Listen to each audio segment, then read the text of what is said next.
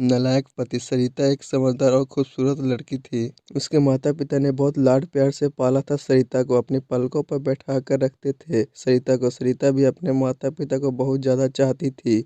लेकिन सरिता अब जवान हो गई थी और उसकी शादी करने की भी उम्र हो रही थी। उसकी उम्र की सभी सहेलियों की शादी हो गई थी और सरिता की सहेलियाँ सरिता से पूछती थी, तुम कब तक शादी करोगी। तो फिर सरिता के माता पिता सरिता के लिए लड़का खोजने में लग गए। उन्होंने सरिता के लिए बहुत रिश्ते काटे, फिर आखिर में जाकर उन्हें एक रिश्ता पसंद आया। लड़के की फ़ोटो सरिता के माता पिता ने भी देखी।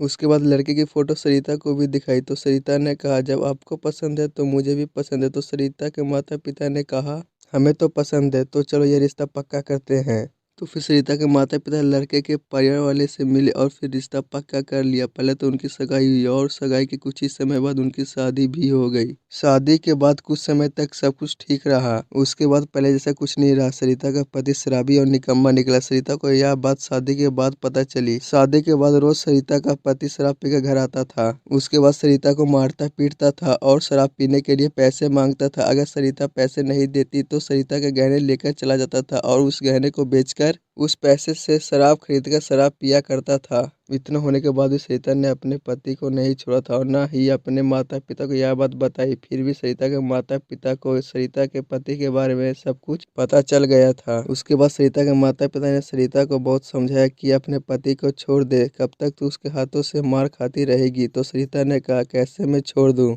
वह मेरे पति हैं। अगर मैं उनका साथ छोड़ दूंगी तो उनका साथ कौन देगा। भले ही वह शराबी हों लेकिन है तो मेरे पति ही, मैं उनको नहीं छोड़ूंगी। फिर उसके बाद चुपचाप होकर सरिता के माता पिता वहां से चले गए और सरिता का पति यह सब बातें छुपकर सुन रहा था। उसके बाद सरिता के पति ने कहा, सबसे पहले मुझे माफ कर दो, मैं एक अच्छा पति नहीं बन पाया। मैं तुम्हें हमेशा मारता पीटता रहता हूँ और हमेशा शराब ही पीता रहता हूँ। मैं एक शराबी के साथ साथ नालायक पति भी हूँ। आगे सरिता के पति ने कहा, अब मैं तुम्हें कभी भी कुछ नहीं करूँगा और मैं शराब भी छोड़ दूंगा और एक अच्छा पति बन कर दिखाऊंगा, लेकिन मुझे माफ़ कर दो। फिर सरिता ने कहा, मैं तुम्हें माफ़ कर दूंगी लेकिन अब से तुम सुधर जाओ।